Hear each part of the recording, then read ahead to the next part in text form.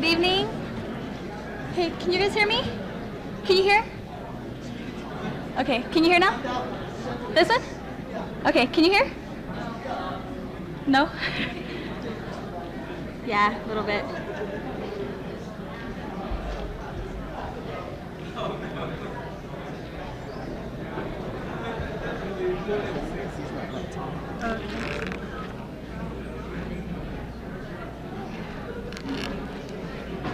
That guy left and he locked the door. This is not the mic. This is for broadcast.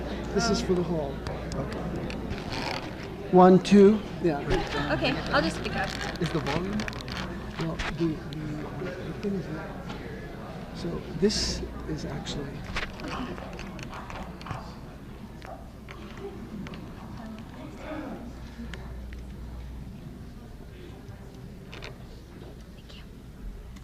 Good evening. Thank you for coming tonight. I'm Sharon Choi. I'm the Speakers Coordinator with Cultural Events Board. I just have to read this thing about Cultural Events Board real quick. The Cultural Events Board, sorry, bear with me, it'll be quick, is dedicated to promoting cultural awareness on the CU Boulder campus through a wide variety of programming. The board is a student-run organization composed of 9 student voting members, 2 non-student voting members, and a varying number of ex officio members. The board's annual budget currently exceeds $200,000 and is derived from mandatory student fees.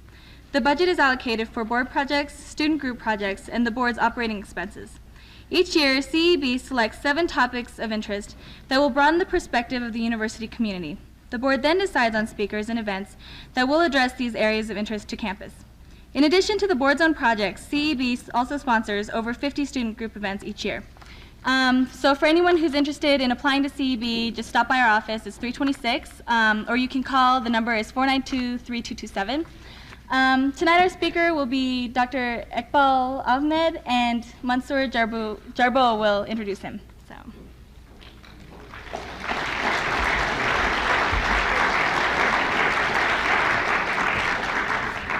Good evening. My name is Mansoor. I want to just give a context to why this event is happening. After the U.S. bombed Sudan and Afghanistan several weeks ago, we picked up the New York Times to try to understand the motivation behind the U.S. government bombing those places. Turning it into a wag the dog scenario seemed too much of a conspiracy theory. There had to be a reason. But as I read the report, the coverage frighteningly resembled the government-owned press I grew up with in my native country. The reporter interviewed an official from the Department of Defense, another from the State Department, and a former intelligence officer who could have been the neutral in this report. I felt I was reading the Pentagon Times. As much as I mourn the death of innocent civilians, I mourn the death of journalism. It was an all too familiar case of free press in what is considered the freest country in the world. And now there's a film coming out in a few weeks called The Siege. It's a film starring Bruce Willis and Denzel Washington. The plot revolves around a group of Arab Muslims plotting to bomb New York City, which prompts police authorities to impose a martial law and to round up Arab Americans and Muslims. So, as a product of concerned students coming together, the simple and radical idea of presenting an authentic voice seemed critical. Someone who is not an expert because he or she took a class, an intensive course on Islam and terrorism with the State Department. Rather, someone who has dedicated their lives in the struggle for democracy and justice. It was a perfect opportunity when David Barsamian told me that he had just returned from conducting a set of interviews with Professor Ahmad at Amherst, and that he would be available for a lecture. Many of you are perhaps familiar with Professor Ahmad. When I was in Beirut, Lebanon earlier in the summer, I was pleased and surprised to see a portrait of his hung in a cafe in a working class neighborhood, along with the pictures of Noam Chomsky and Che Guevara. Probably more Lebanese knew Noam Chomsky than people in America. Ahmed began his political work in Algeria when he worked with Frantz Fanon during the revolt against the French. He has been long active on the issue of Palestinian sovereignty.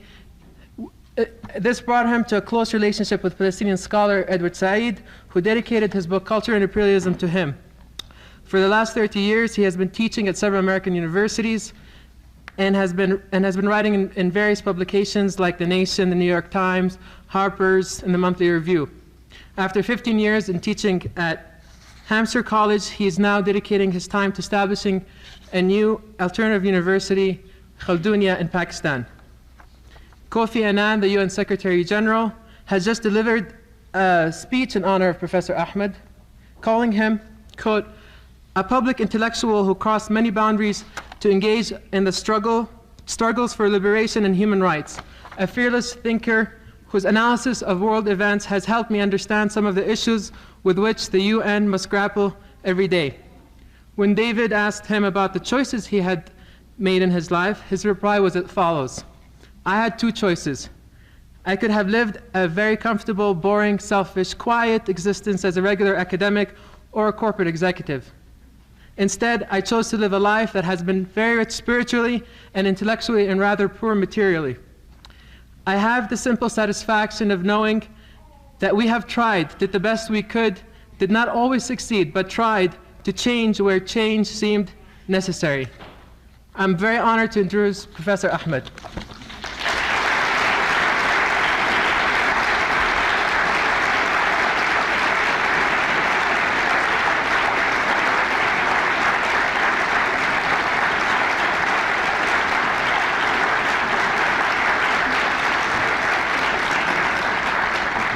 Thank you very much for those very generous introduction. But I want to tell the audience not to be fooled by such introductions. Just before I came up here, they gave me a watch and asked me to speak for not more than 55 minutes. David Barsamian also instructed me to tell the audience to boo at me if I cross the 55-minute limit. I would suggest that you do the booing after 60 minutes.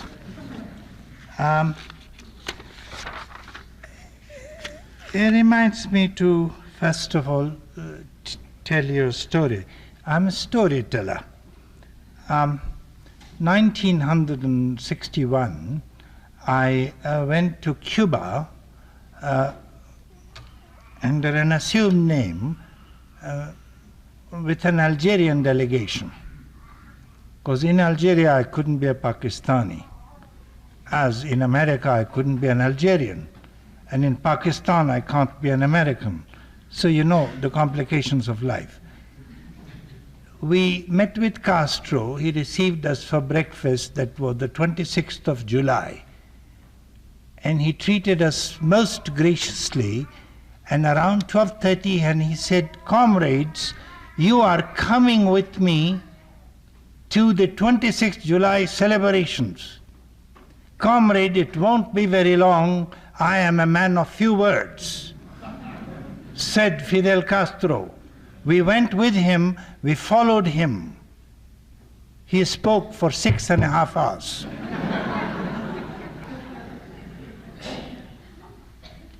I am a man of few words too. I hope you have brought your sleeping bags. No, but seriously speaking, they have asked me to speak on terrorism. And they gave it a very good title, which is not mine. What's the title? It's theirs and ours, or something like that? Yeah.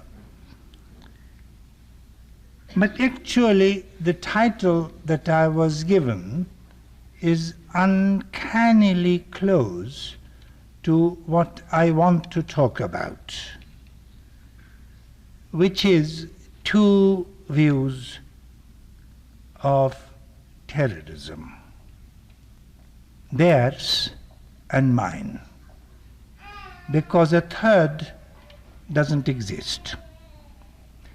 Terrorists are typically shy of giving reasons for their terrorism beyond a cause. If they are very intelligent and belong to a minority group, they explain that they have a cause. The rest do not describe a cause. Therefore, the analysis of terrorism comes from two sources. Those who claim to oppose it, and those who try to explain it. Those are the two sources.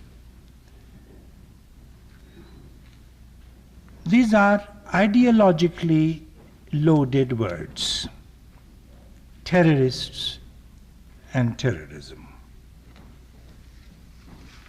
First, a small bit of history. In the 17th, 18th, and 19th centuries, if you look at historical literature in English and Spanish, you will find references to Indian terrorists. The Indians they are referring to are not the ones from where I come. They are the ones from where Chandu comes. Where is Chandu? Shoot your arrow, show yourself. Then they are referring, in other words, to the indigenous peoples of the southern hemisphere who were resisting their dispossession and what would turn out to be their ultimate destruction. In the late 18th and early, rather throughout the 19th centuries, you get this word in English literature and in English journalism. By English I mean belonging to England, with reference to the thugs, Thugs, a word that has entered into the English language as a synonym of terrorist, thugs. And thuggy, which was in the 19th century a synonym of terrorism. If you look at Oxford English Dictionary, you will find the synonyms even today. Thugs, thuggy, terrorist, terrorism. Thugs, historians of South Asia among you will recall, was a religious grouping, movement of low-caste Hindus and Muslims who dedicated themselves to committing crimes against the establishment of British rule on India. And they really have become terrorists for all time. It's only in recent years that this subaltern group of subaltern studies that came out of Delhi school and now has spread all over the place. Its founder is now teaching in Australia. A subaltern group has now been depicting the Thuggy movement as essentially an anti-colonial movement that was typed as a criminal conspiracy. Then more interesting things happen. In the 1930s and 1940s, the Jewish underground in Palestine was described as quote unquote terrorist. Then new things happen. By 1942, Holocaust was occurring and a certain liberal sympathy with the Jewish people had built up in the Western world. At that point, the terrorists of Palestine,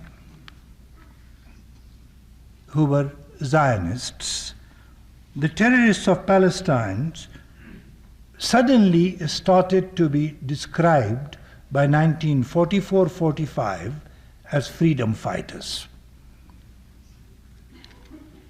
At least two Israeli prime ministers, including Menachem Begin, had actually, you can find in the books, posters with their pictures saying terrorist and prize this much. The highest prize I have noted so far was 100,000 British pounds on the head of Menachem Begin, the terrorist. Then in 1969 and from 1969 to 1990, the PLO, the Palestine Liberation Organization, occupied the center stage as the terrorist organization. Yasser Arafat has been described repeatedly by the great sage of American journalism, I'm referring to William Safire of the New York Times, as the chief of terrorism. That's Yasser Arafat. Now, on September 29, 1998, I was rather amused, not quite happy, to notice a picture of Yasser Arafat to the right of President Bill Clinton, and to his left is the Israeli Prime Minister Benjamin Netanyahu, who is known as Mr. Yahoo all over the Middle East. And Clinton is looking towards Arafat, and Arafat is looking literally like a meek mouse. And just a few years earlier, he used to appear with this very menacing look around him, with a gun appearing menacing from his belt. You remember those pictures, and you remember the next one. I should go on. In 1985, end of 85, beginning of 86, I can't remember the dates, President Ronald Reagan used to be the President of the United States, once Hollywood, then White House.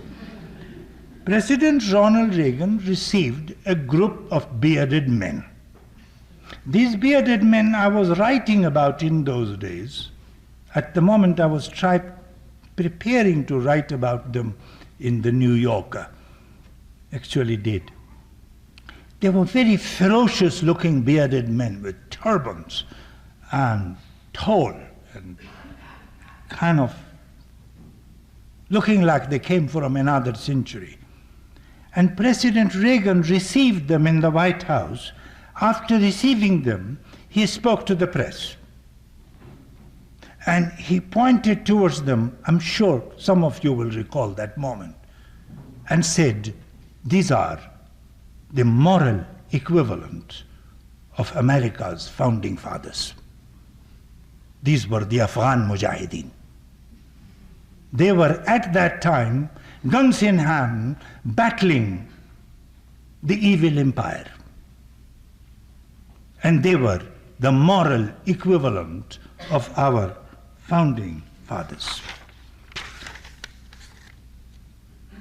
In 1998, September, another American president ordered missile strikes from the American Navy based in the Indian Ocean, ordered missile strikes to kill Osama bin Laden and his men in the camps in Afghanistan. I do not wish to embarrass you with a reminder that Mr. bin Laden, whom the 15 American missiles were fired to hit in Afghanistan, was only a few years ago the moral equivalent of George Washington and Thomas Jefferson.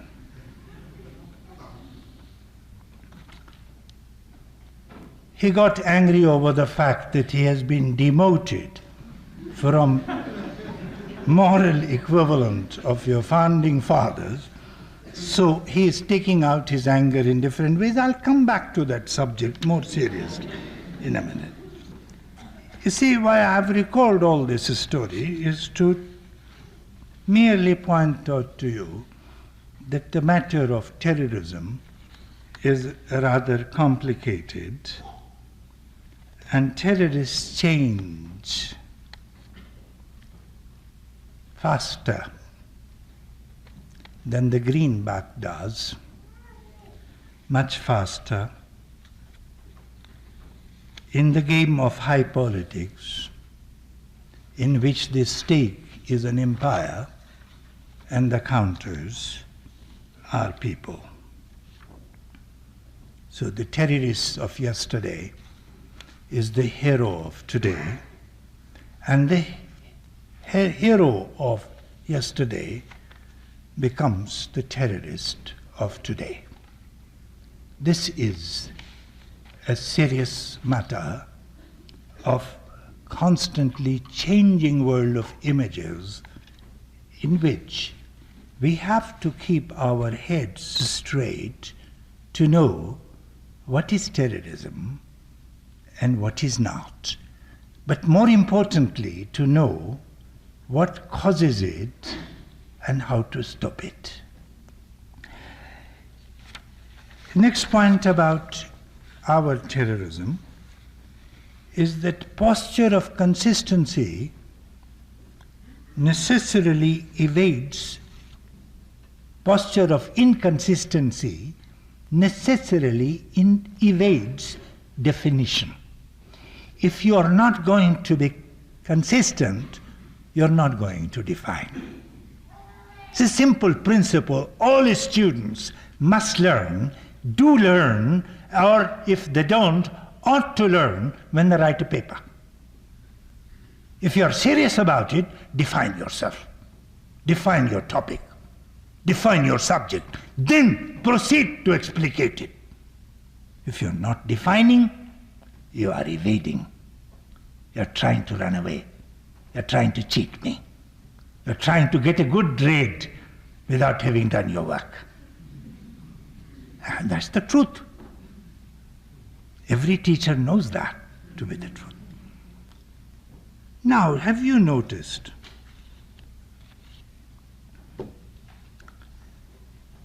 in preparation for this evening, I have examined at least 20 official documents on terrorism. Not one defines the word. Not one defines the word.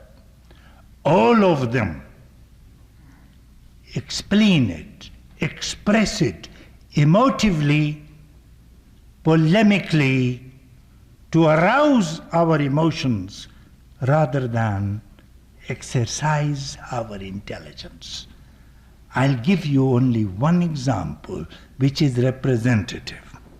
October 25th, 1984. George Shultz, then Secretary of State of the United States of America,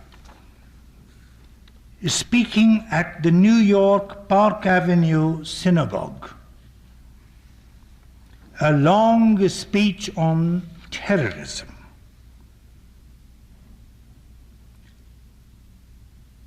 Seven, in the State Department bulletin, 7 single-spaced pages, not a single definition of terrorism. What we get is the following quotations. Terrorism is a modern barbarism that we call terrorism. Definition number 1. Definition number 2 is even more brilliant. Terrorism is a form of political violence. Aren't you surprised? It is a form of political violence, says George Shultz, Secretary of State of the United States of America. Number 3, terrorism is a threat to Western civilization. Number 4, terrorism is a menace to Western moral values. Did you notice? Does it tell you anything other than arouse your emotion? Typically, this is typical. Officials and academic functionaries, that is, those who work for officials, you know whom I am speaking of, people like Henry Kissinger. They have always worked for officials. They're academics. I have to tell you a story. Henry Kissinger was always consulting, seldom took his classes at Harvard. He had research assistants. Harvard has research assistants. Harvard is full of graduate students who are research assistants, right? So Kissinger records his speeches on a tape recorder. All his voice is available on the tape recorder.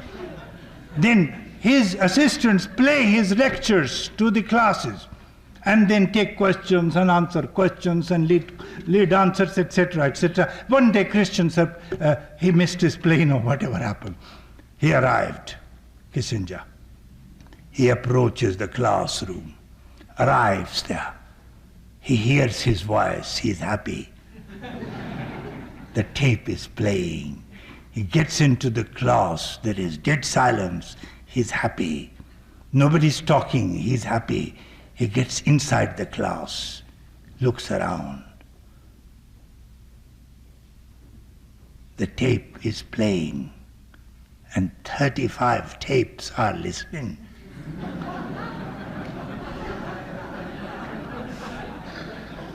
Isn't that a great story?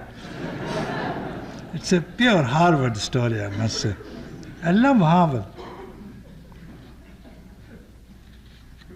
Anyway, what I'm saying is that they don't define terrorism because definitions involve a commitment to analysis, comprehension, and adherence to some norms of consistency. That's the second characteristic of the official literature on terrorism. The third characteristic is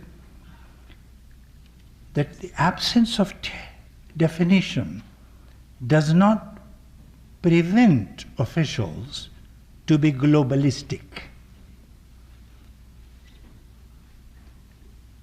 We may not define terrorism, but it is a menace to the moral values of Western civilization. It is a menace also to mankind. It's a menace to good order. Therefore, we must stamp it out worldwide. Our reach has to be global. You need a global reach to kill it. Anti-terrorist policies, therefore, have to be global. There is no question, quotations, same speech of George Shultz. There is no question about our ability to use force where and when it is needed to counter terrorism. There is no geographical limit. On a single day, the missiles hit Afghanistan and Sudan. Those two countries are 2,300 miles apart. And they were hit by navies belonging to a country roughly 8,000 miles away. The reach is global. tough.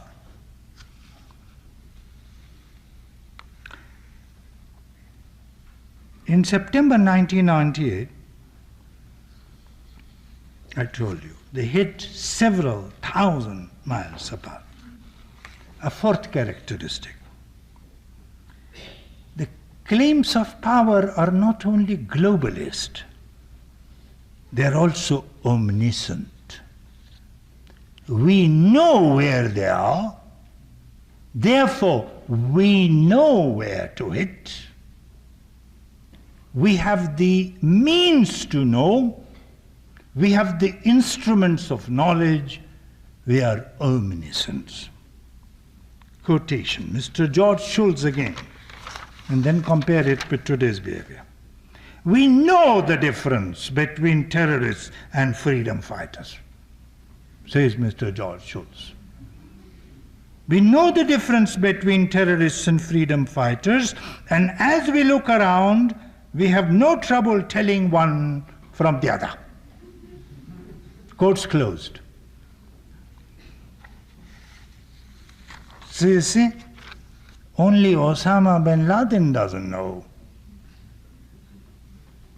that he is an ally one day, an enemy another. And that's very confusing for Osama bin Laden. I'll come back to his story towards the end, because it's a real story. 5. The officialist approach eschews causation. You don't look at causes of anybody becoming terrorist. Cause? What cause? Cause. They ask us to be looking, to be sympathetic to these people. Another example. The New York Times, December 18, 1985, reported that the foreign minister of Yugoslavia, you remember the days when there was a Yugoslavia, foreign minister of Yugoslavia requested the Secretary of State of the United States to consider the causes of Palestinian terrorism. The Secretary of State, George Shultz, I'm quoting from the New York Times, went a bit red in the face. He pounded the table and told the visiting foreign minister, there is no connection with any cause. Period. Quotes closed. Why look for causes? Number 6. The moral revulsion that we must feel from against terrorism is selective. We are to feel the terror of those groups which are officially disapproved. We are to applaud the terror of those groups of whom officials do approve. Hence, President Reagan again. I am a contra. He actually said that. I am a contra. You know, the contras of Nicaragua were anything by any definition but terrorists. The media, to move away from the officials, aids the dominant view of terrorism. In 1984, the Palestine Liberation Organization hijacked a tourist boat cruise in the Mediterranean waters. And as it held the passengers hostage, it found a Jewish passenger, Mr. Klinghoffer, a crippled old man, and those cruel Palestinian terrorists shot him and threw him off the board. Now, this is an atrocious, outrageous, condemnable, curseable offense, without doubt. It should have been condemned, and it was condemned. Editorials were written, comments were made, official statements were issued by governments after governments condemning this act, as it should have been. Then, 2 weeks later, Israeli terrorists killed a Palestinian American, or an Arab American, I'm not sure he was a Palestinian, named Alexander Ode in his office in Los Angeles.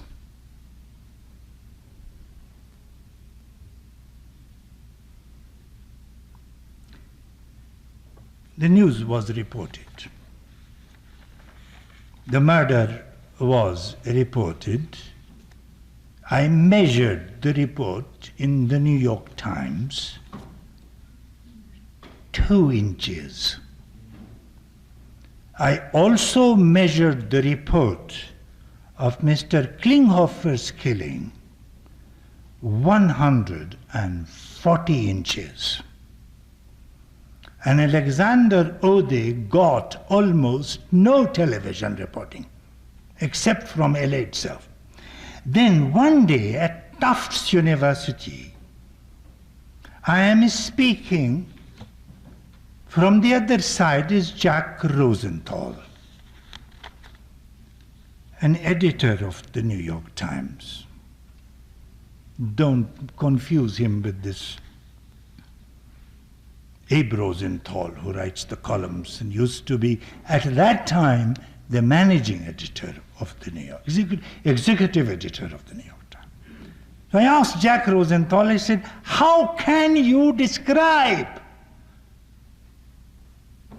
one horror with 140 inches of reporting in one day, and another horror of 2 inches of reporting? I want to tell you his answer. I'm quoting directly. As I confronted Jack Rosenthal, his response, quote, "It was a mistake. We recognize it. Let's move on." Since he was a powerful man, I had to move on. No choice. The dominant approach also excludes from consideration, more importantly to me, the terror of friendly governments.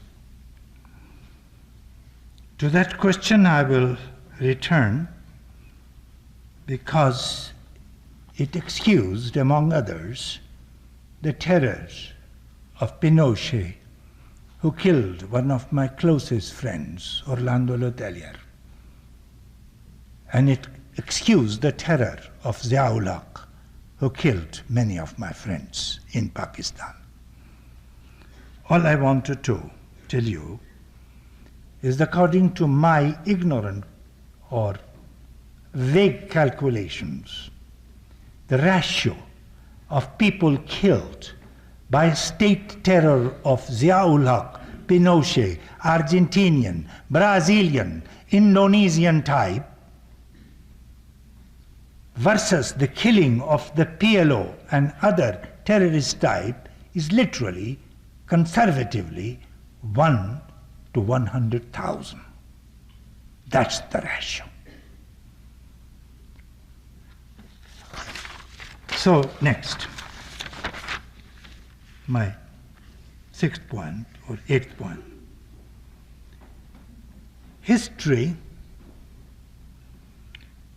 unfortunately, recognizes and accords visibility to power and not to weakness. Therefore, visibility has been accorded historically to dominant groups. In our time,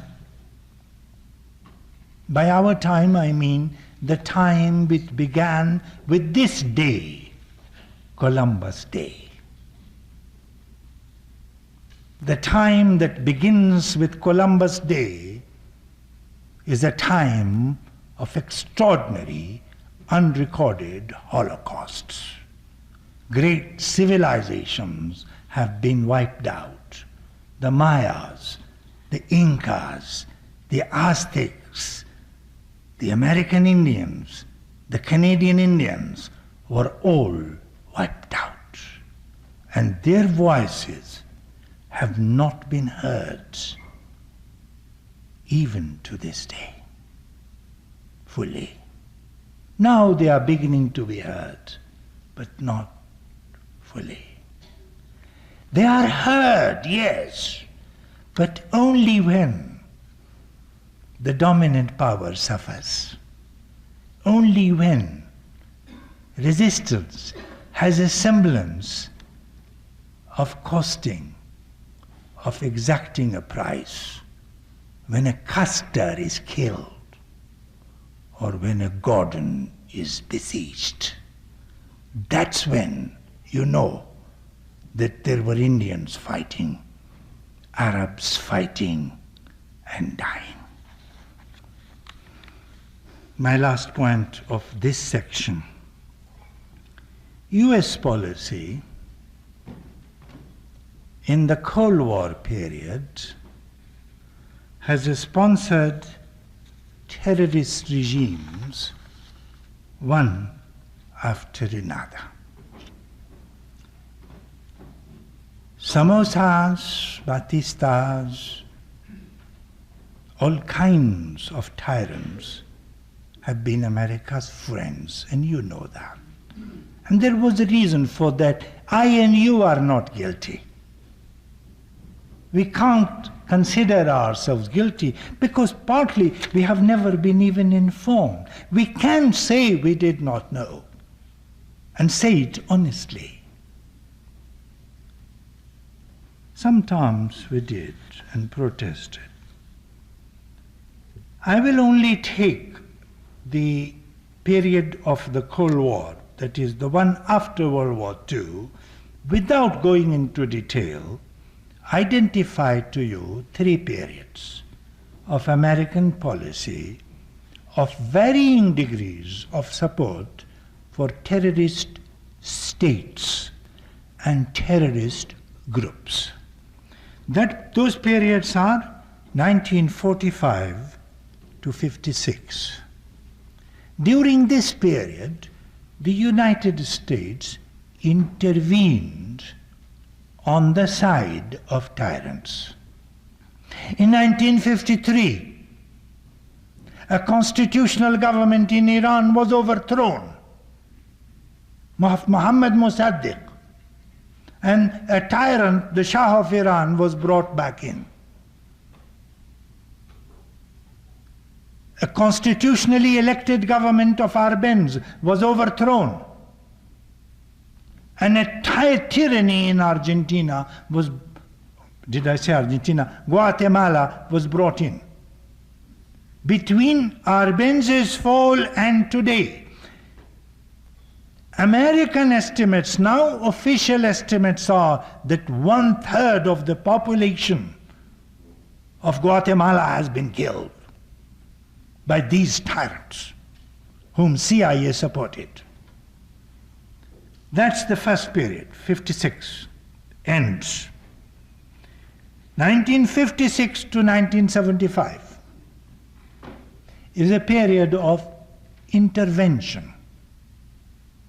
America, by military or paramilitary means, not just mere support for tyrants.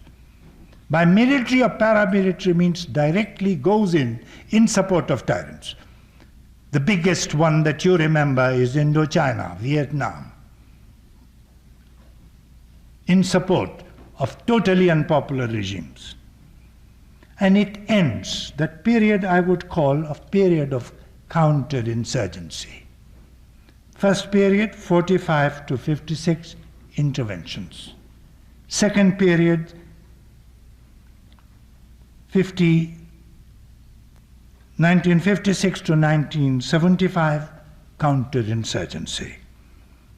Ends with Vietnam. Period 3, 1958 to 1990. Low intensity warfare. Nicaragua, Contra, Afghanistan, Mujahideen, El Salvador, etc., etc. And now, 1990 to 98 is a period that I only describe honestly as a period of confusion.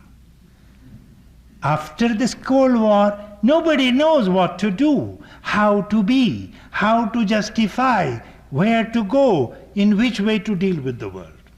That is why you have so many theories coming in and going out, coming in. The theories of international relations are entering the American door like foxes in a farmhouse. It's crazy. There was the first 6 months of end of history. What was his name? Francis Fukuyama says the history has ended. America has won. American victory spells the end of history. We don't have to do anything. Everybody was very happy. But then they discovered that there are problems. So there comes, who knows, Professor Samuel Huntington with Clash of Civilizations, straight out of Harvard. Clash of civilization. What is civilization? Clash of cultures, he says. Clash of civilizations, he says. 9 civilizations, he says. 6 civilizations he names. Total confusion. But people think he has done something big. He lasts for almost 4 years, then he dies. He doesn't die, his theory dies. Confusion, confusion, confusion. Now President Clinton comes around and says, Clash of Civilization is bunk. We can do differently. Now, the second size. You have suffered enough, so suffer more. Ain't much good on the other side either. You shouldn't imagine that I have come to praise the other side. But keep the balance in mind. Keep the imbalance in mind and first ask ourselves, what is terrorism?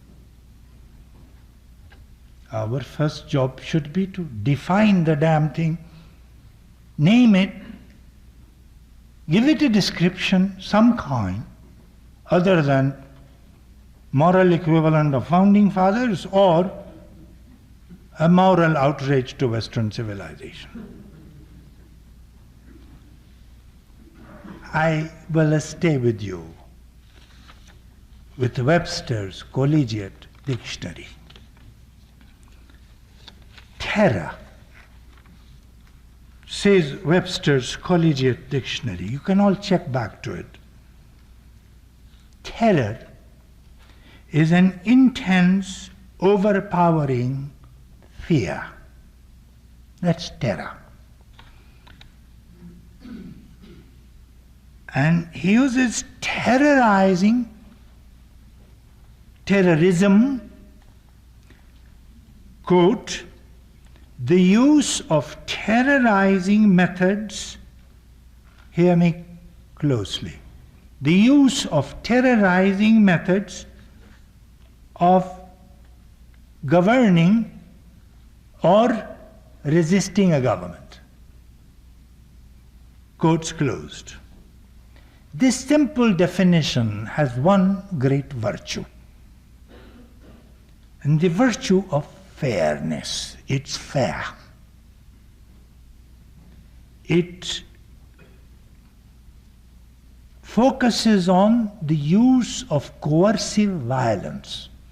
Violence that is used illegally, extra-constitutionally to coerce. That bloody red light in your city is also coercive. This is an extraordinary country. This whole West is terribly funny to me. I am driving, the first time I arrived here, I was driving on an empty road in Princeton, New Jersey, where I was going to school. In the middle of the night, 2 o'clock, I was a bit drunk, a young man. I arrived at a red light, and there were 2 cars standing there, and I looked at them in wonder. Why are they standing here? And then the light turned green and they moved. I moved too. You see, in the middle of nowhere, the government's coercive laws, coercive capability was present, and people obeyed. That's not terrorism. That's not coercion. I'm serious, that's consensus. To me, coercion, terror begins where consensus ends. Terror begins where democracy ends. Terror begins where agreement ends. You follow me? Therefore, I am talking about extra-constitutional, extra-legal, illegal coercion by government or by private organizations. That is terror. No question about it. And this definition is correct because it treats terror for what it is, terror whether government commits it or private people commit it. You see, notice something, motivation is kept out of it. We're not talking about whether the cause is just or unjust. We're talking about consensus, consent, absence of consent, legality, absence of legality, constitutionality, absence of constitutionality. Those are the issues. Why do we keep motive out? Because motives differ. Motives differ and make no difference. I have identified in my work 5 types of terrorism. First, state terrorism. Second, religious terrorism. Terrorism inspired by religion. Catholics killing Protestants, Sunnis killing Shias, Shias killing Sunnis, everybody killing everybody in the name of God, religion. Sacred terror, you can call it if you wish. So there is a state, there is church, there is crime, mafia, all kinds of crime commits terror. There is pathology. Bumble was pathological. You're sick. You want attention of the whole world.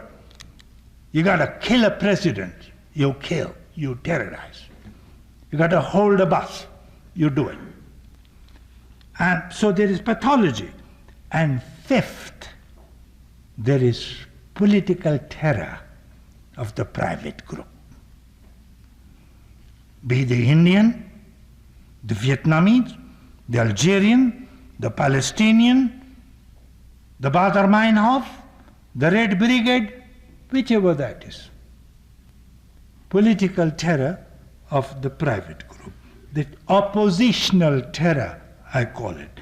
Keep these five in mind and begin to move on. Keep in mind one more thing. Sometimes these five, any two or any three can converge on each other. You start with protest terror. You go crazy, you become pathological, you continue. Goes on. The weathermen started with political terror. They simply got crazy.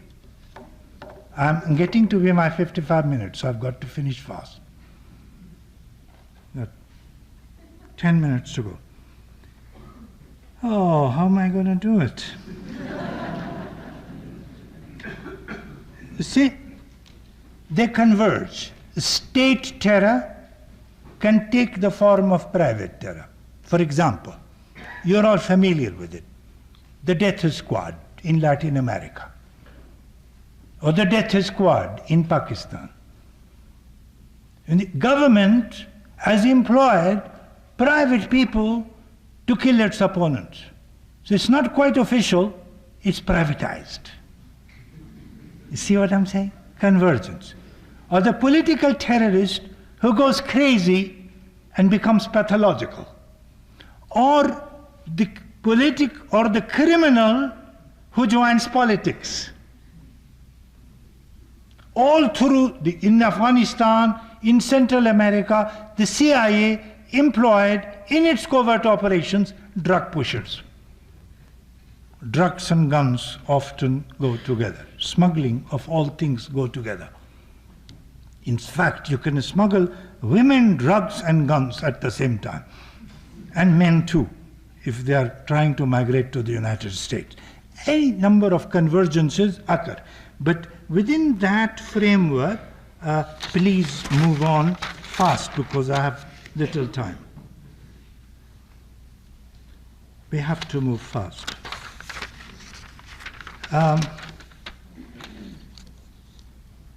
You would notice that of the 5 types of terror, focus is on only one, the least important. The least important in terms of cost to human lives and human property. The highest cost, state terror. Second high cost, religious terror. Although in the 20th century, religious terror has relatively speaking declined. But if you are looking historically, massive costs. Next high cost, crime. Next high, pathology. A Rand Corporation study, a man called Brian Jenkins, for a 10-year period up to 1988, showed 50% of terror was committed without any political cause at all. No politics. Simply crime and pathology. This is Brian Jenkins' study. So, move on to examine then the focus on only one, the political terrorists, the PLO, the Bin Laden, whoever you want to take, any number. Why do they do it? What makes the terrorist tick? Those I would like to knock them out quickly to you. First,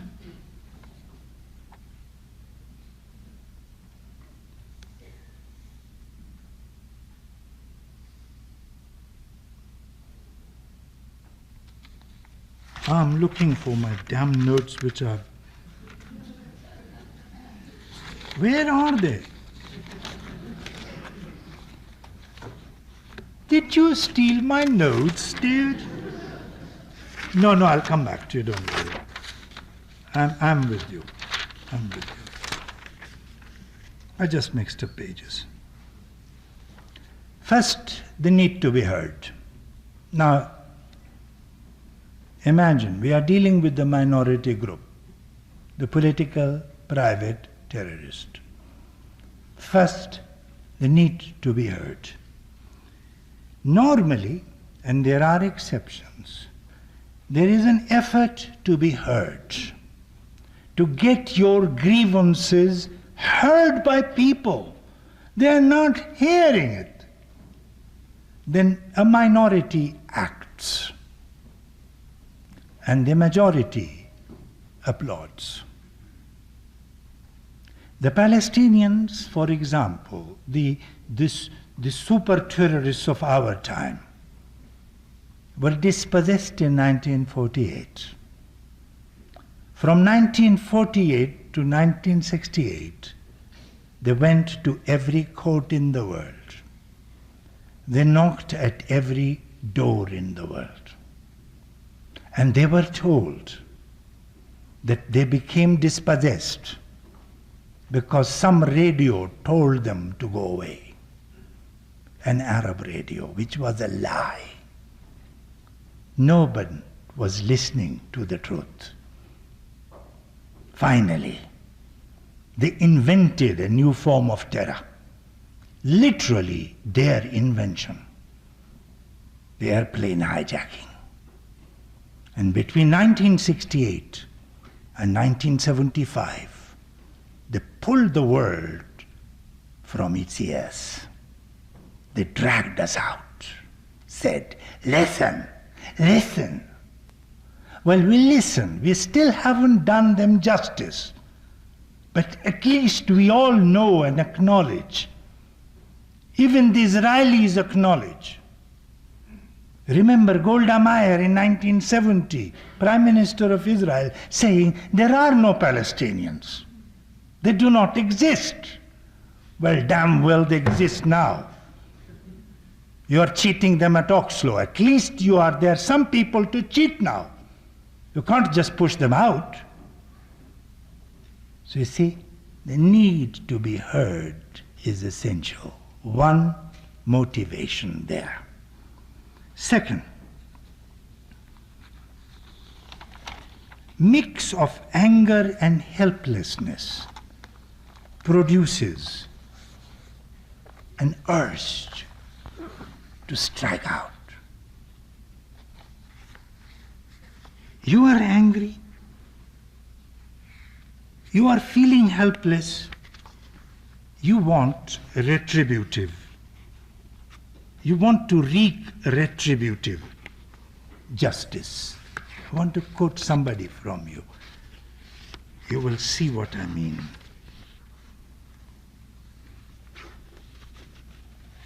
I have pounded a few walls.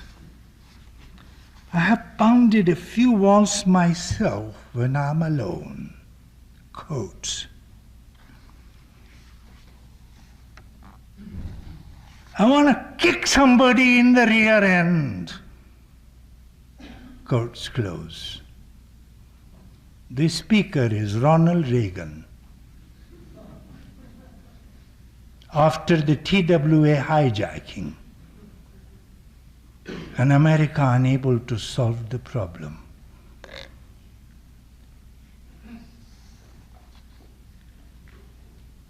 Another example. They kept yelling about New Jersey. New Jersey, New Jersey, New Jersey. They kept saying New Jersey. I was afraid to tell them that I was from New Jersey. The speaker is Judy Brown from a small town called Del Mar, New Jersey. She was one of the hostages taken by the Lebanese Shiites who hijacked the TWA plane in 1983. I was afraid to tell them where I was from. Why are they so mad at New Jersey? Judy Brown asked the newspapermen. The New York Times correspondent says that he informed Judy that they were not yelling about the state. they were yelling about the battleship New Jersey, which had pounded the Lebanese Shiite neighborhoods in Beirut for 7 days in a row, killing 1,000 people. And those kids were angry as hell. 3. Experience of violence by a stronger party has historically turned victims into terrorists. Battered children are known to become abusive parents and violent adults. You know that. That's what happens to peoples and nations. When they are battered, they get bad. State terror very often breeds collective terror. Do you recall the fact that the Jews were never terrorists? By and large, Jews were not known to commit terror, except during and after the Holocaust. Most studies show that majority of members of the worst terrorist groups in Israel or in Palestine, the Stern and the Irgun gangs, were people who were immigrants from the most anti-Semitic countries of Eastern Europe and Germany. Similarly, the young Shiites of Lebanon or the Palestinians from the refugee camps, these are battered people. Pounding the walls is a metaphor for internecine warfare, for internal violence. They become very violent. The ghettos are violent internally. They become violent externally when there is a clear, identifiable external target, an enemy. They can say, yes, this one did it to me. Then they can strike back. 5. Example is a bad thing because example spreads. There was a highly publicized Beirut hijacking of the TWA plane. After that hijacking, there was hijacking attempts at 9 different American airports. American airports. Pathological groups or individuals modeling on the others.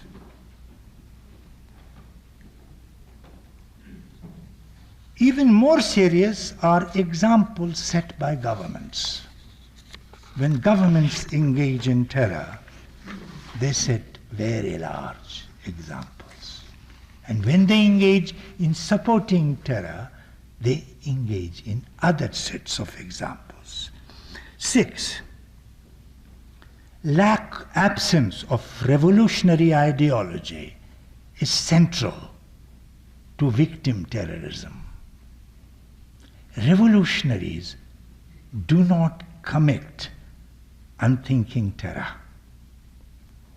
Those of you who are familiar with revolutionary theory know the debates, the disputes, the quarrels, the fights within revolutionary groups of Europe. The fight between anarchists and Marxists, for example.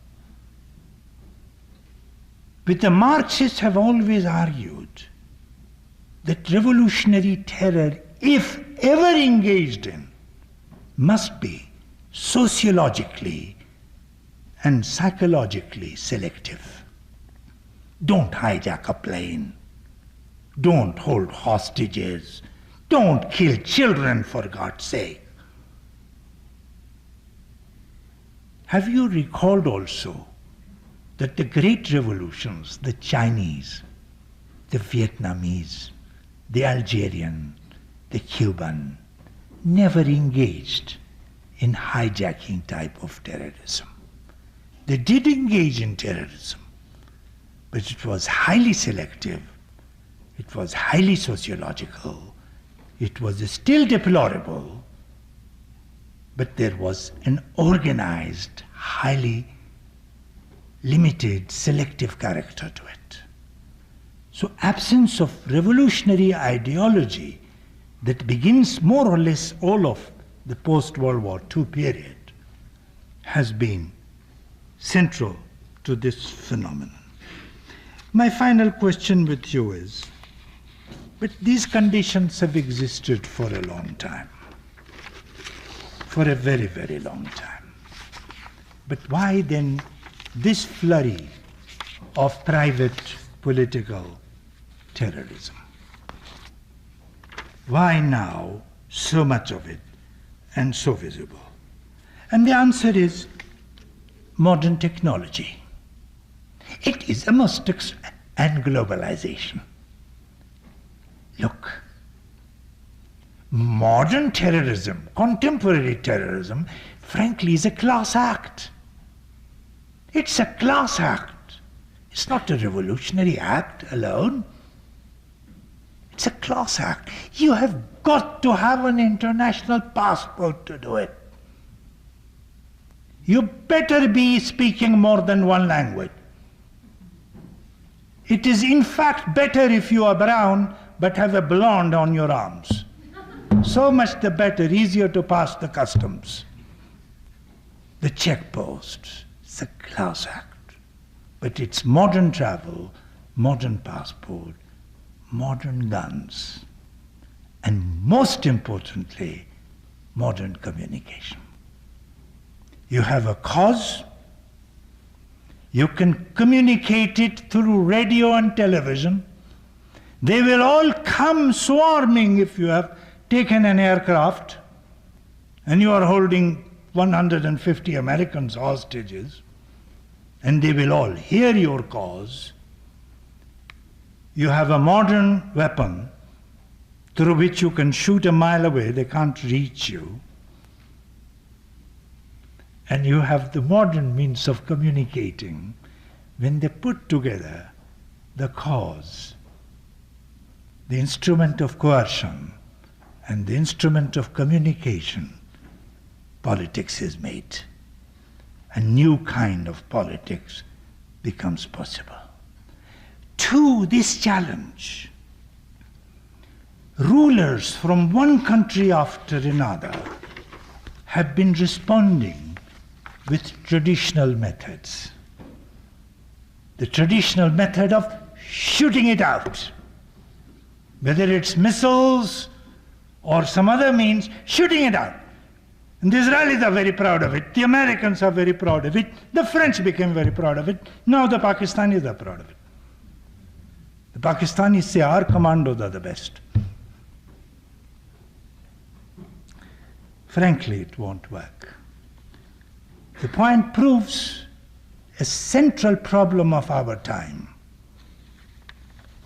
Political minds rooted in the past and modern times producing new realities. Therefore, in conclusion, what is my recommendation to America? Quickly, without explaining them, you would know what I mean, what to do. First, avoid extremes of double standards. If you are going to practice double standards, you will be paid with double standards. Don't use it. Don't condone Israeli terror, Pakistani terror, Nicaraguan terror, El Salvador terror on the one hand, and then complain about Afghan terror, Pakistani terror, or Palestinian terror. Doesn't work. Try to be even-handed. A superpower cannot promote terror in one place and reasonably expect to discourage terrorism in another place. Won't work in this shrunken world. Second, 1A, or second, do not condone the terror of your allies. Condemn them, fight them, punish them evenly.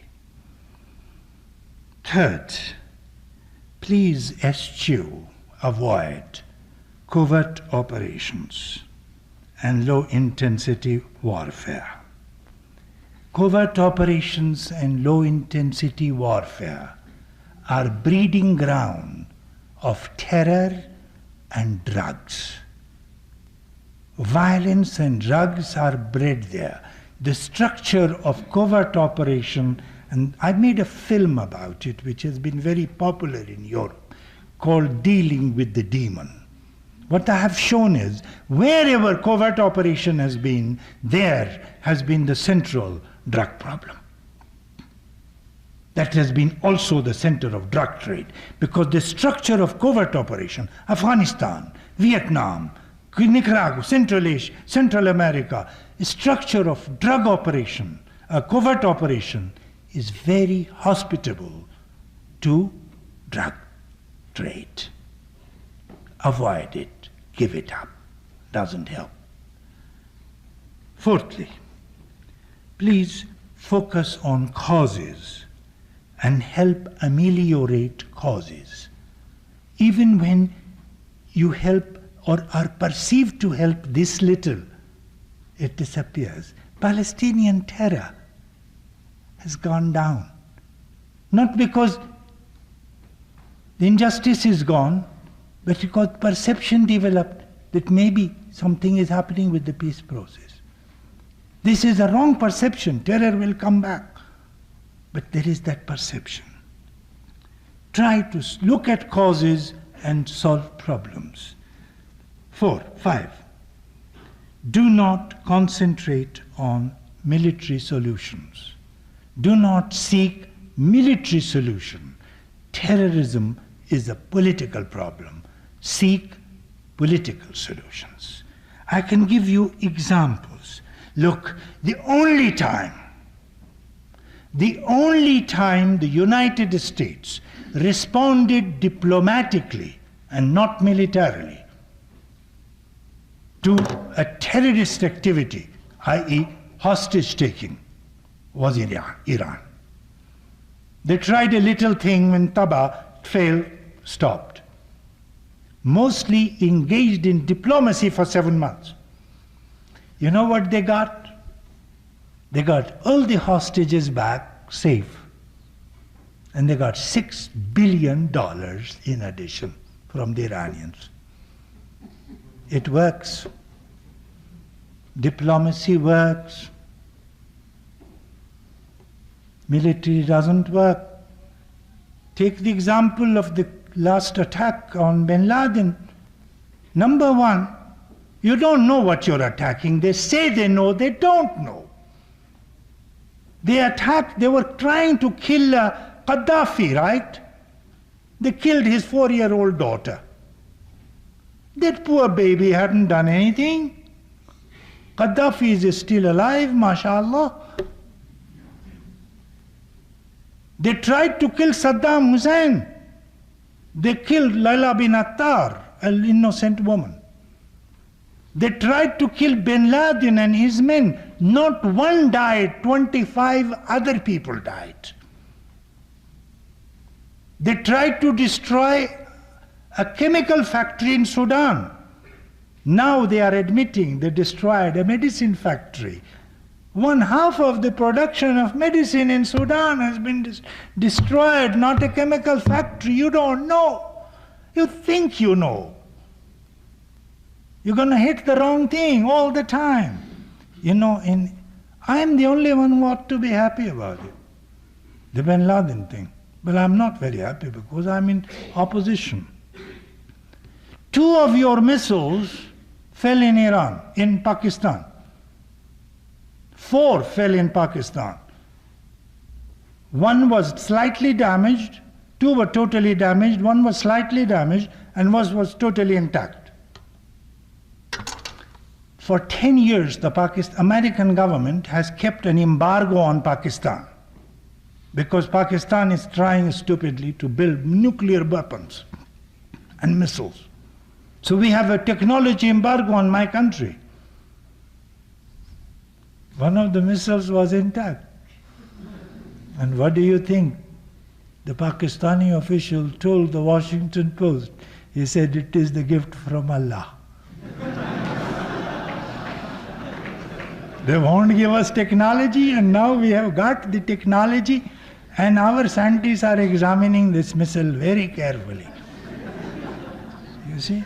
Fell into the wrong hands by American policy. So don't do that. Look for political solutions. Do not look for military solutions. They cause more problems than they solve. And 6, please help reinforce and strengthen the framework of international law. There was a criminal court in Rome. Why didn't they go to it first, get a warrant against bin Laden if they have some evidence? Get a warrant, then go after him internationally. Enforce the United Nations, reinforce the International Court of Justice. This unilateralism just makes us look very stupid, and them relatively smaller. I think I've taken too much of your time.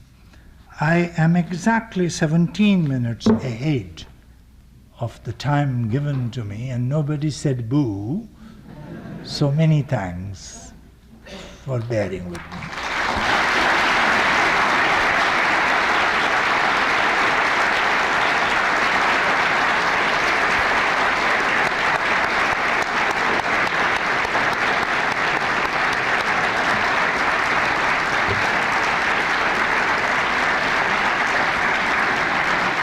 I will take questions if you have time.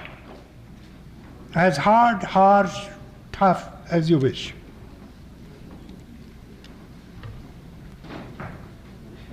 Yeah. You mentioned you were wanting to go into a little bit more about bin Laden. You mentioned some of your talk. If you can give some more background on this case of a former ally of Washington. As the meeting clears a little bit, the question here is that I mentioned that I will go somewhat into the story of bin Laden in the Saudi in Afghanistan, and didn't quite do so. Could I go into some details? The point about bin Laden would be roughly the same as the point between Sheikh Abdul Rahman, who was accused and convicted of encouraging the blowing up of the International Trade Center in New York City. The New Yorker had a long story on him, and it's the same as that of Amal Kansi, the Pakistani Baluch who was also convicted of murder of 3 CIA agents. Are you familiar with those cases? And look, let me see if I can be short on this, very short. Jihad, which has been translated to you 1,000 times as holy war, is not quite just that. Jihad is a word that means to struggle. And it could be a struggle by violence or a struggle by non-violent means. There are 2 forms, Jihad al-Saghir, the small jihad and the big jihad. The small jihad involves violence, the big jihad involves struggles with self. Those are the concepts of jihad. The reason I'm mentioning this is that in Islamic history, jihad as an international violent phenomenon had disappeared in the last 400 years, for all practical purposes. It was revived suddenly with American help in the 1980s. When the Soviet Union intervened in Afghanistan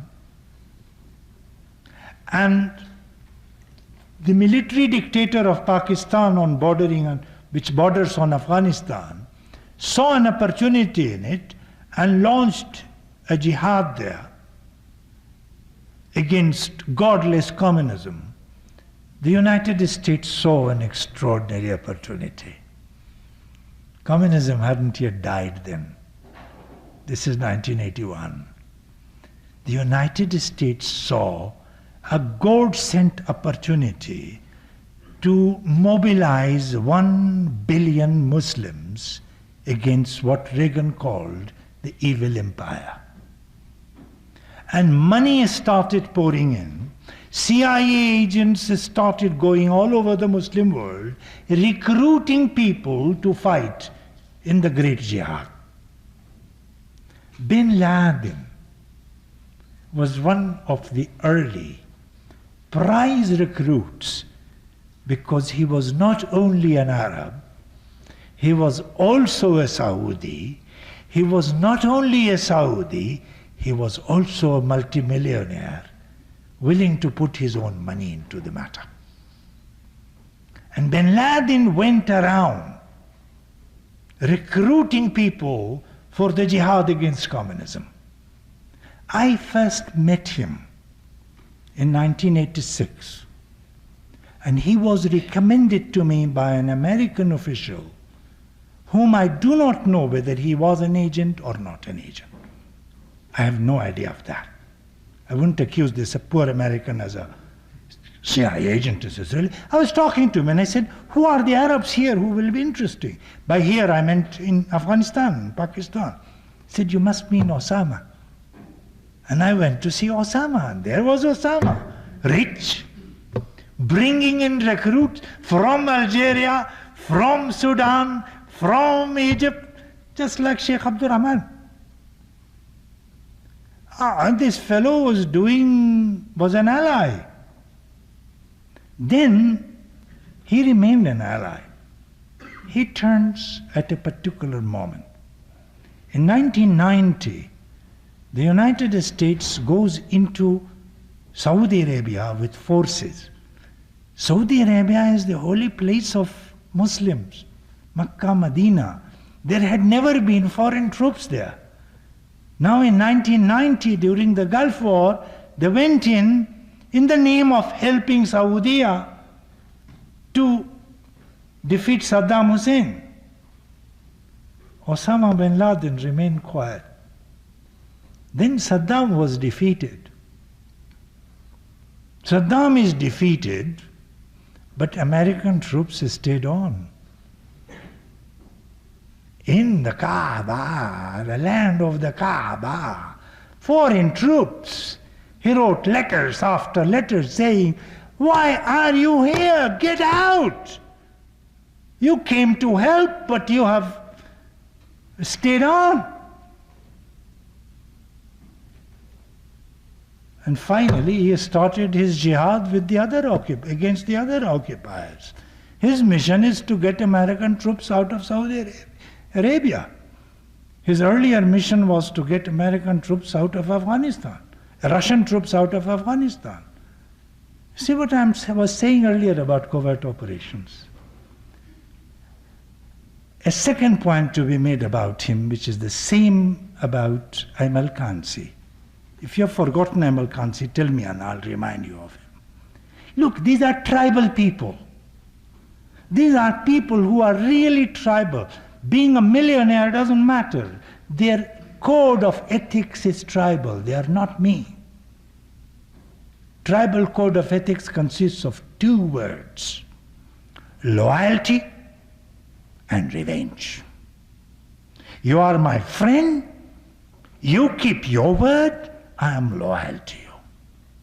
You break your word, I go on my revenge path. For him, as for Emil Kansi, America has broken his word. The loyal friend has betrayed. To the one that you swore blood loyalty has betrayed. They're going to go for you. There are going to be a lot more. There will be a lot more. These are the chickens of the Afghanistan war coming home to roost. And this is why I said towards the conclusion, covert operations, stop them.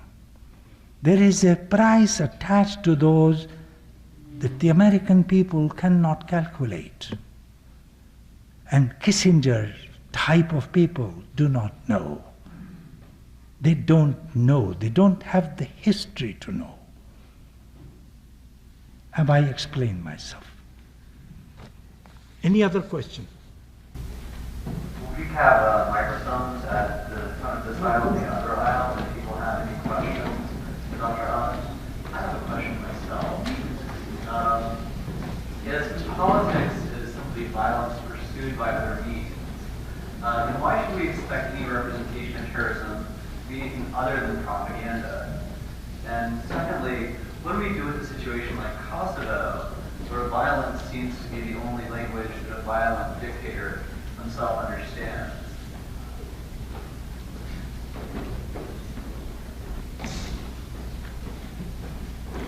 The first question is easier to answer. The second is much harder. If we accept the definition of politics as the pursuit of interests by violent means, then there is no debate. Those who dislike terrorists, who are against them, will denounce them. Those who like terrorists, who are for them, would welcome them, and the world will go on in its Manichaean ways. I am arguing throughout this evening that politics is not the pursuit of interest by violence. I am arguing that politics, in the best sense of the word, ought to be the pursuit of interest by peaceful means. I have further argued that peaceful means work much better than the pursuit of interest by violent means. Now, if I'm wrong about that argument, I would love to debate that, but that's my argument.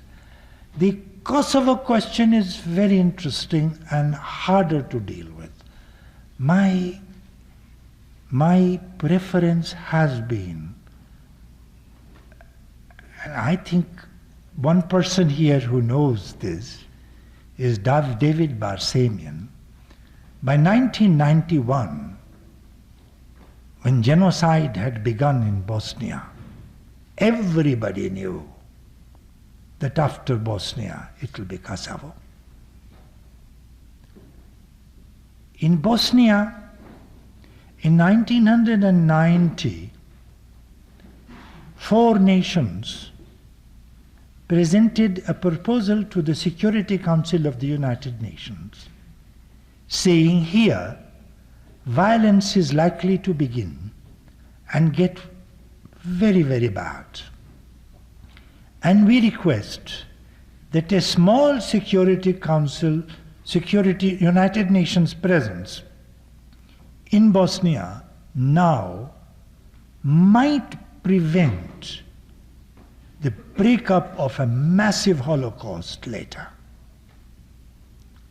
2 countries vetoed that proposal at the United Nations Security Council, and it never passed. And nobody attended to the Bosnian genocide until it was far too late. I don't understand, frankly, why Mr. What's his name? Has to be sent now to Kosovo, Holbrook. Why now? Since 1991, not just me, hundreds of people who know the Balkans and who know that particular conflict knew that Kosovo will be Milosevic's next target, because it was his first target. That's where he began. It's on the bodies of those people that he made his fascist career. Now, at this late date, if they ask me, I have an answer. He is an organized state terrorist like Adolf Hitler.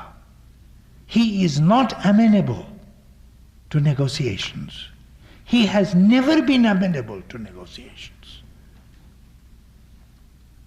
He has to be pushed, in this case militarily.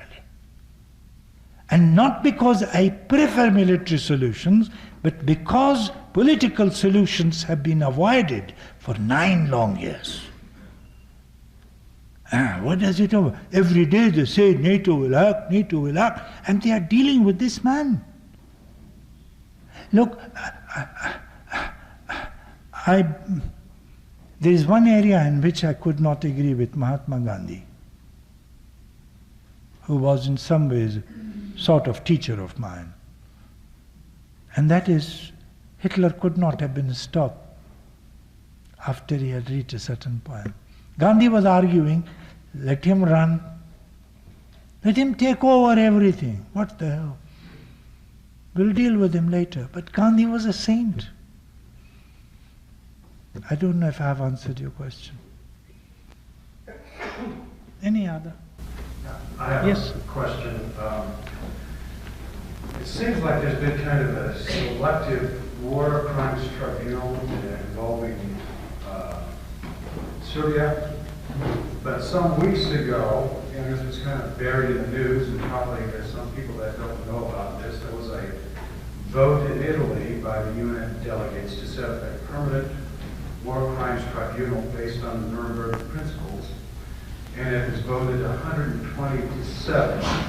There was a certain superpower that led the opposition to this, and I was wondering if you could comment to just what went on, because I don't think a lot of I people didn't follow that particular vote. I know what you're saying. It's the International Crimes Tribunal in Rome. I didn't follow the vote clearly, and because I have been traveling these last 4 months, so I missed that one in the details of it. Therefore, my knowledge is so faulty, I cannot give you a clean analysis. The United States. I know that. But what were the politics of it? I would like to get deeper into it. So ignorance, I plead ignorance in this case. Anybody else? You seem to be restless. 3 people here seem to be restless. Yes? No? Yes? Yes?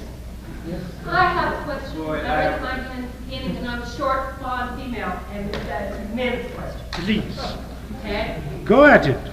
Yes, I want to know what your opinion is of bureaucratic terrorism that we have in this country. State terrorism. Initially, the Social Security card and the driver's license were to help us, but now they've become national identity cards. 1984, Big Brother's watching you, and it's watching us pretty damn quick. You can get a credit report in seconds and other things like that. And it's very intimidating to us because it affects our ability to get a job, to support ourselves. If you're on the streets, and I am between fixed residences right now, I'm not homeless. Homeless is a box, it's a pejorative box that keeps people homeless. And I'm very upset about the situation. I choose to stay in Boulder for God knows what reason. Now I was cursed, I guess. You're not familiar with that. But anyway, I'm very upset. I've seen the erosion of rights, civil rights in this country in 30 years. I had a civics teacher in the 1960s who was 50, 60-ish. She said, I see the erosion of rights since the beginning of the century. You need to be wary, you need to watch out. And 1984 is already here. What do you have as a solution to that problem? The challenge that I see. I would say two things, Miss. One, you may disagree with me, and the other, I'm sure you won't. First, the solution. The solution is always a struggle of people. You are absolutely right that, I find it extraordinary. President Clinton is a democratically elected president from his party, Democratic Party. And he actually has engaged, and he's popular with black people and with poor people. And yet he has effectively abolished the New Deal. And that's erosion of rights. We have to protest, we have to struggle. The answer to erosion of rights, which you're correct in identifying, of injustice, increasing injustice, is a struggle. It's through people's struggle that society is changed. Bureaucrats, politicians don't change societies unless they are pushed to do it. And people's struggle pushes them. That's the first one. So your call is a call for organizing, struggling, pushing for rights. But it wears you out. The bureaucratic system wears you out. Well, not the count. People have lots of power. People are people. They will win. They do. I know it has worn you out. It has worn me out too. But we are not the only people. There's a lot of us. There's this whole crowd. So have faith.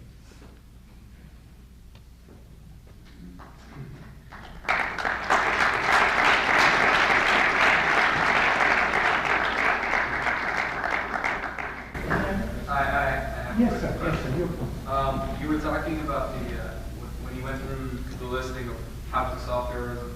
On that report, you talked about helping ameliorate the causes, and you've said that since the peace process has begun, that Palestinian sheriff has gone down. More Israelis have been killed since the peace process was signed, 5 years since it was signed, than in 15 years before it. That's correct. And then how do you reconcile those two questions? Very simple. Okay. More Palestinians have lost more land since the peace process began than in the previous 15 years. And they have lost more water control in the previous 4 years than in the previous 22 years. And they have, in other words, the Palestinians are constantly. Look, I'm sorry to put it this way. It's not pleasant. And I'm sure Palestinians will feel hurt by saying that they are like American Indians today. They are being pushed. It's sickening to see them pushed in the name of peace. And therefore, it is terror. That's the explanation.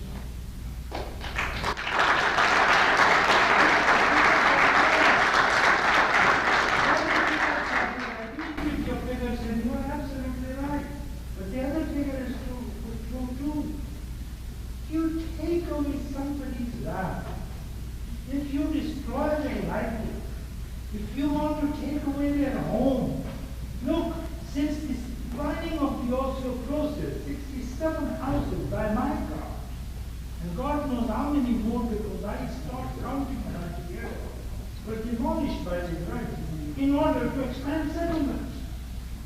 These are Jewish settlements by people who come from Brooklyn and the Bronx.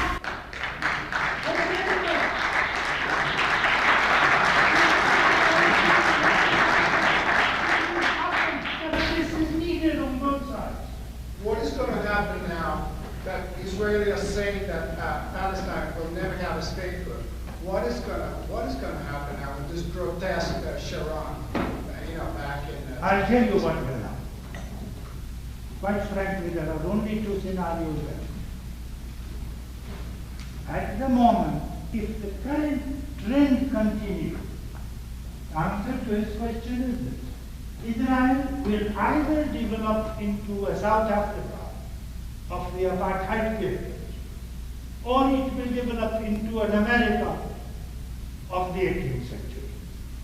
Chances of Israel becoming the America of the 18th century, namely wiping Indians out and putting them on reservations, are very low. Because the world has changed. It's not the 18th century. Therefore, the chances of Israel developing into South Africa are very high. And that's where I think it is not in the interest of the Israelis, it's not in the interest of the Jews, and it's not in the interest of the Arabs, for this particular horror of the current Israeli government policies continuing.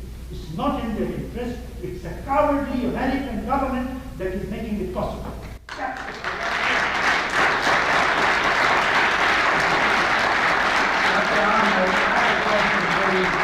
You're welcome, sir. You've heard of the wag the dog syndrome, which Clinton was supposed to have been accused of in ordering the bombings of Afghanistan and Sudan. Now that the impeachment inquiry has been voted upon, can we expect a much greater kind of influence of the wag the dog in the case of Kosovo? And if it turns out that Mr. Ken Starr reveals that instead of only a female intern that President Clinton had sexual relations with, he was also involved in a male intern, do you think it would have a greater effect?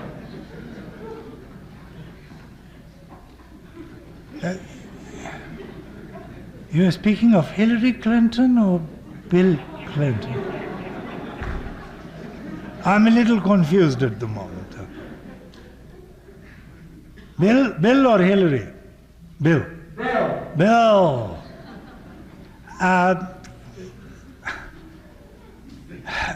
How should I answer it? I'm not a student of internal American politics. Therefore, it's very hard for me to predict. How is that? Nothing will happen really, either way. Clinton is gonna stay. I wanted to follow up on Go. about the Israeli conflict, peace process that they're doing right now. How will Ariel Sharon's appointment affect this whole thing? Everybody's predicting it will make things worse. Do you think that now is trying to get the conservatives on his sort of bandwagon? The liberal American press is saying Netanyahu has put Sharon there because he wants to make a deal with the Palestinians. The Palestinians on the Arabs are saying Sharon being there means there will be no deal. I personally think there wasn't a deal before, there will not be a deal next. I'll tell you what. You are being given false figures.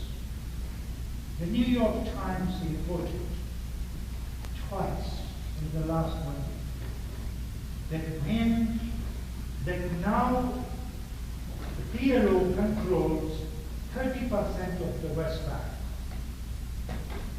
And after this deal, the PLO will control 50% of the West Bank. This is incorrect information. Currently, the PLO controls in the municipal sense of the word, not in the political sense of it. In the same way as the mayor of Boulder controls mayor, PLO controls 3% of the West Bank. After this deal, they will control 5% of the West Bank. The rest of the West Bank will remain in Israeli control, and all of the West Bank will remain under Israeli sovereignty. And the Palestinians will remain an occupied people, at best with municipal rights. I personally think they should either be given independence or they should be annexed and become part of Israel.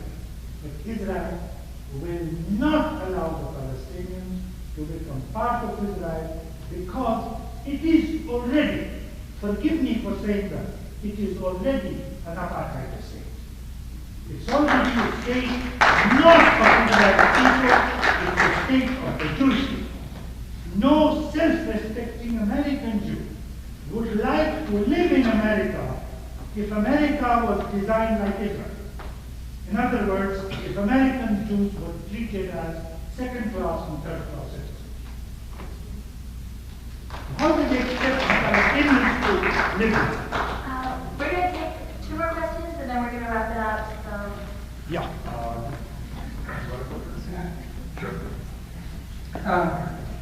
The title of your talk suggested an even-handed regard for the scourge of terrorism, equal indictments, I was hoping, of terrorism in all its forms. Instead, I heard your rebuke of state terrorism, certainly state terror that's been supported by Western states.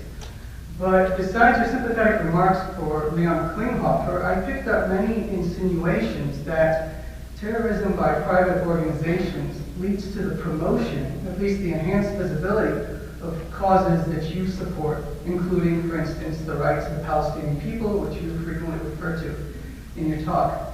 My question is whether the means of promoting these causes, namely terrorism,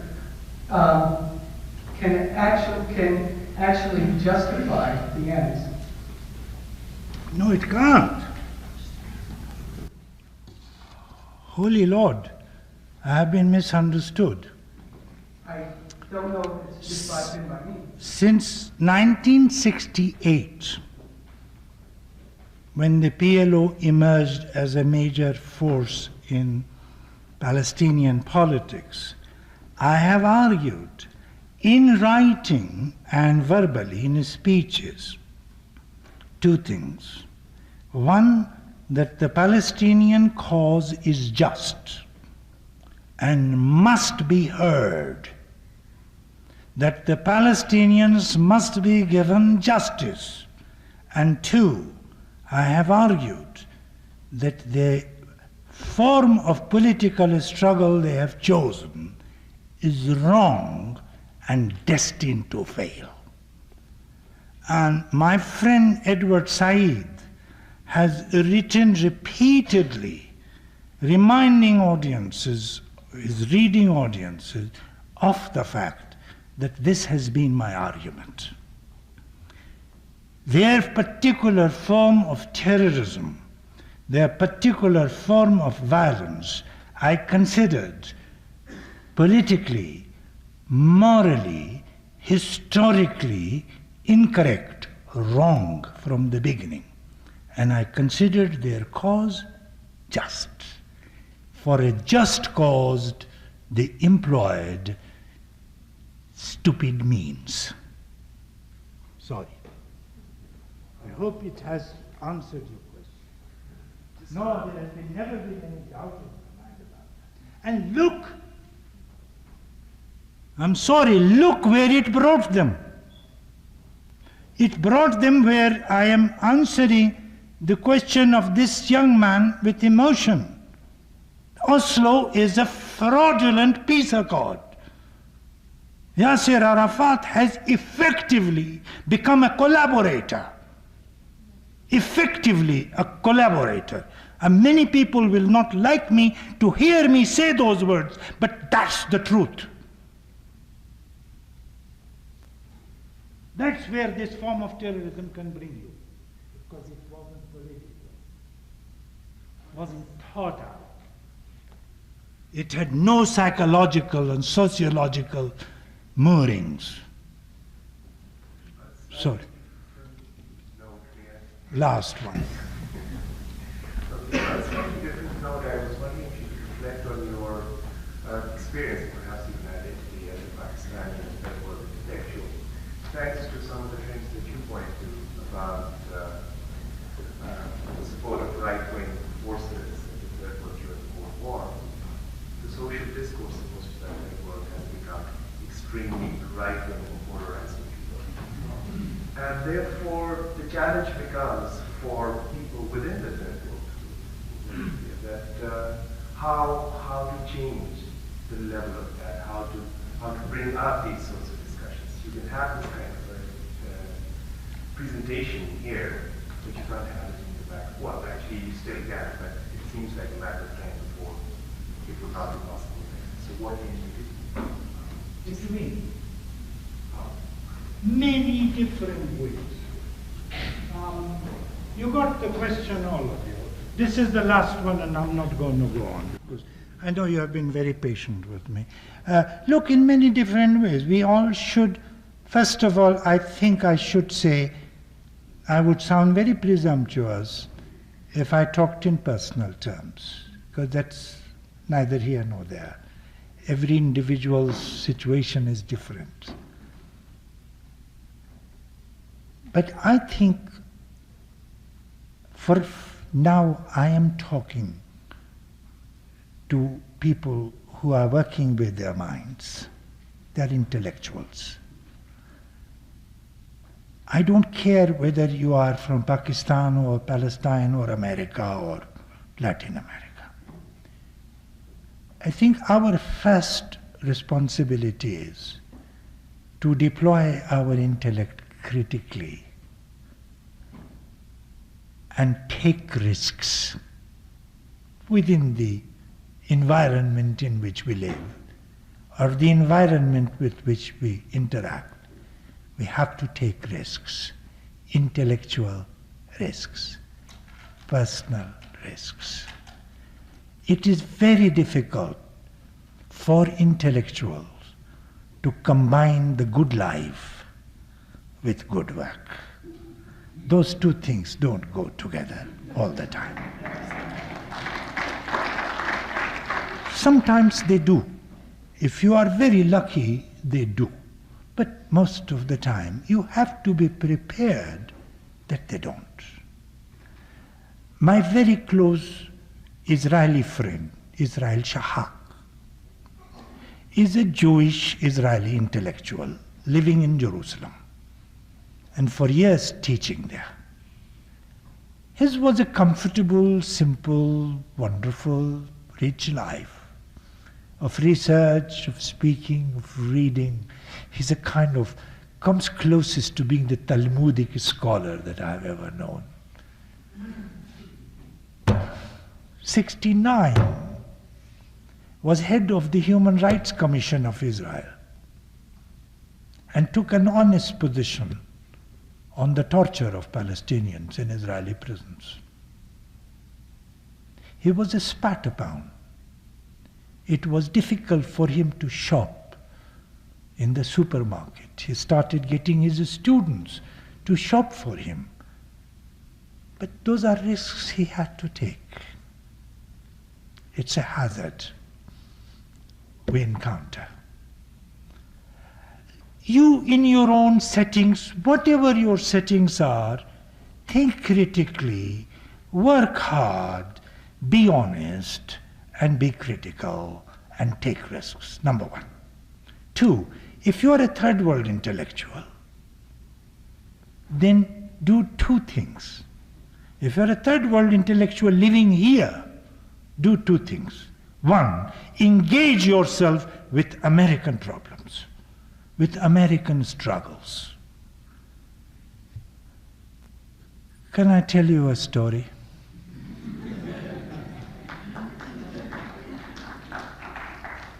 In 1958, I'm leaving Pakistan. I come from a part of the old subcontinent, which is now India. And my mother refused to leave for Pakistan. My brothers came to Pakistan and brought me there. I was too small to know what the hell was happening to me. So in 58, I'm grown up. I write to my mother in India, who never left for Pakistan, okay, Mama, I'm going to the West, to America, and give me your blessings. So she wrote back to me. And she wrote two things, and I want to share this with you. You are young people. First, she said that you are going west. I may never see you again. But you must remember that there are two Wests. There is an imperial West, and there is an anti-imperialist West. Work with the one and fight the other.